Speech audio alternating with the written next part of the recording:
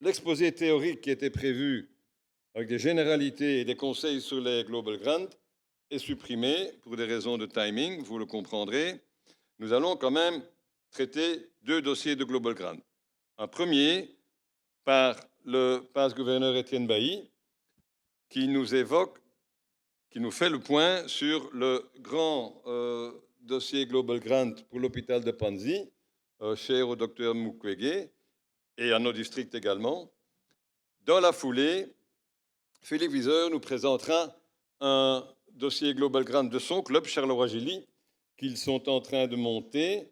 Je dis qu'ils sont en train parce qu'ils avaient introduit leur demande, mais ils ont reçu énormément de questions de la Fondation. Cela veut dire quoi? Ça veut dire que la Fondation examine dans les détails profondément les dossiers. Ils ont une brigade d'experts. Les militaires savent ce que veut dire une brigade. C'est beaucoup. Et ils sont en train, avec l'aide de notre équipe commission, et entre autres André Lorsignol, qui est notre conseiller, ils sont en train de voir les réponses. Mais ça risque de devenir un échange de questions-réponses, comme c'est souvent le cas dans des dossiers pareils. Étienne, le dossier Panzi. Tout d'abord, bonjour à toutes celles et ceux que je n'ai pas encore eu l'occasion de saluer personnellement. Je vous demande 6 à 7 minutes de concentration, ce ne sera pas très long. Je vais vous parler du dossier du docteur Mukwege. Je regarde Benoît.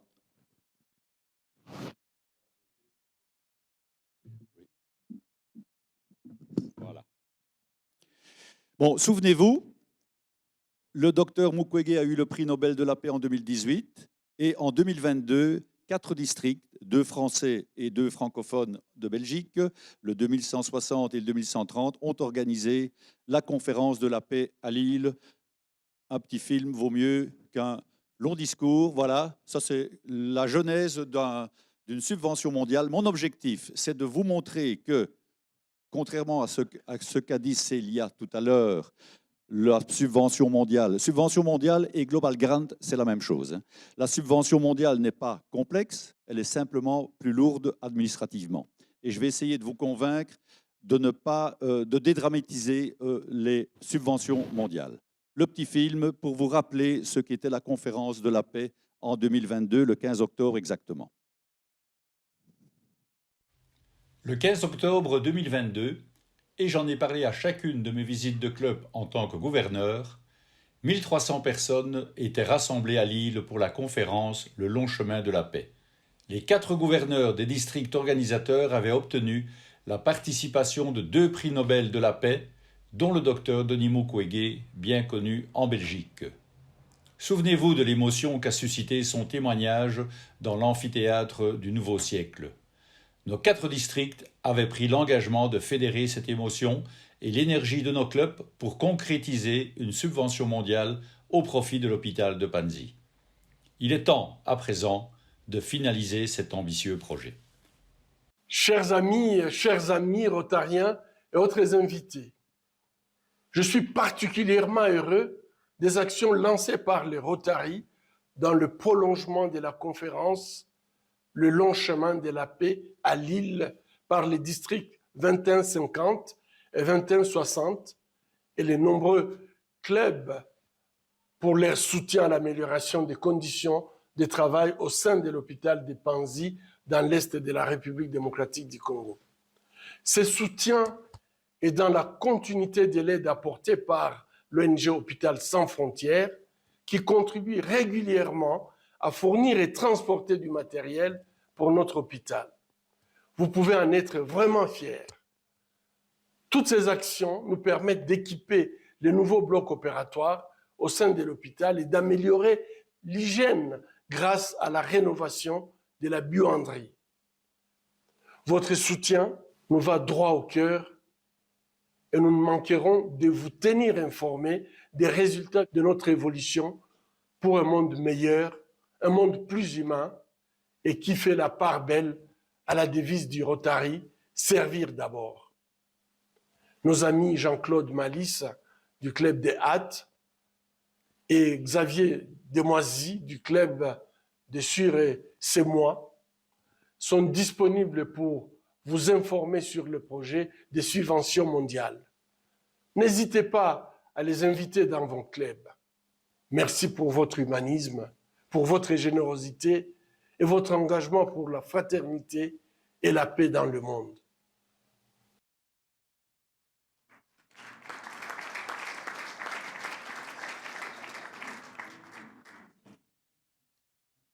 Oui, je sais. Merci. Oui, voilà, très rapidement, cette subvention mondiale, à l'origine, c'est le club de Hatt qui a lancé ce projet qui date de 2020.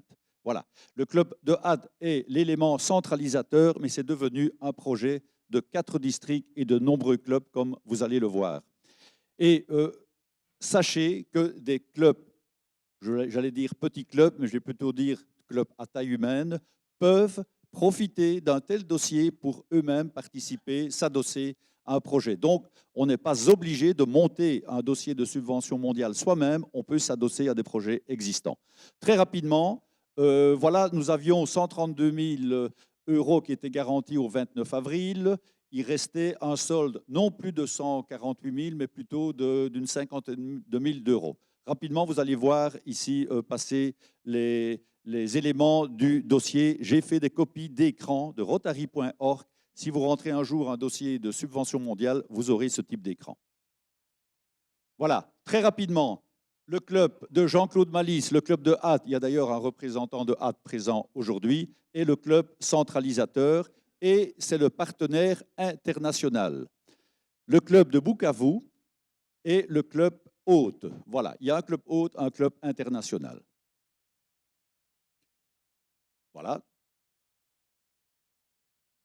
Alors, très rapidement, ça, ce sont les différentes étapes de la subvention mondiale que l'on doit remplir.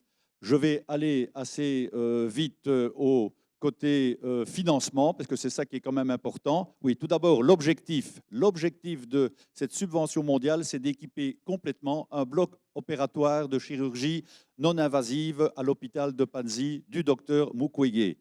Et sachez aussi que, vous le connaissez peut-être, nous avons un professeur et chirurgien reconnu à Bruxelles, qui est Guy Bernard Cadière, qui est un des partenaires privilégiés du docteur Mukwege. Et Guy Bernard Cadière et son équipe vont très régulièrement à l'hôpital de Panzi.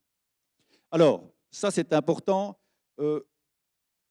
Oui. Voyez les fonds qui sont apportés d'abord par les 4 districts. Le premier, le 2150, c'est le nôtre.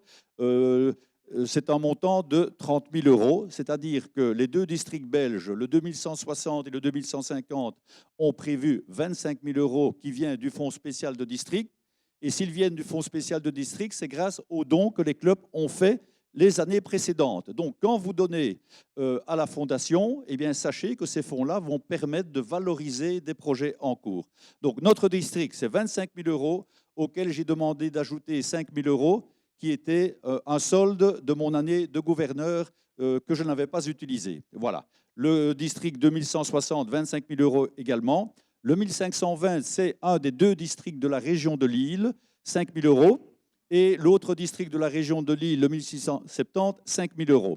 Ensuite, le bénéfice de la conférence de la paix à Lille, 17 063 €. Il est mixte, c'est le 1670, mais en fait, ce sont les 4 districts qui ont participé à ce bénéfice. De notre district, nous étions environ 250 rotariennes et rotariens présents à cette conférence.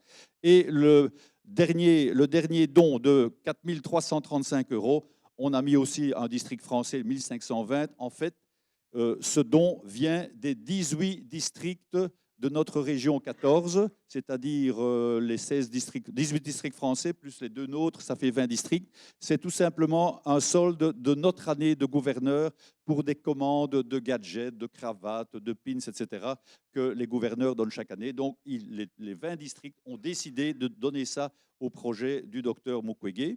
Donc, ça, c'est les contributions des 4 districts.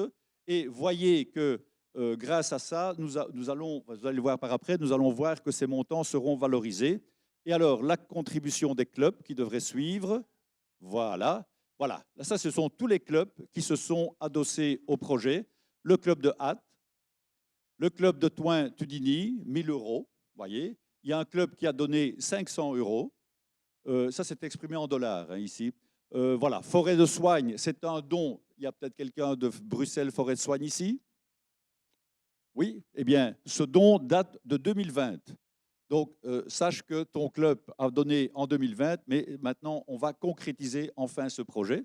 Le club d'Anguien, enfin, je vous laisse lire. Donc, vous voyez que de nombreux clubs se sont associés au projet. Et donc, un club de taille modeste ou un club assez récemment constitué peut très bien participer à une subvention mondiale.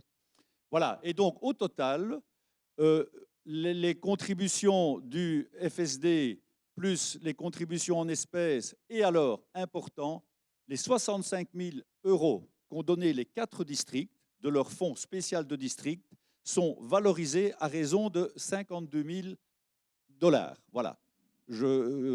Voilà, donc 52 000 $, vous faites 80% de 65 000, ça vous fait 52 000. Donc ça, c'est grâce au fait que ça vient du fonds spécial de district. Voilà, moi j'en ai terminé.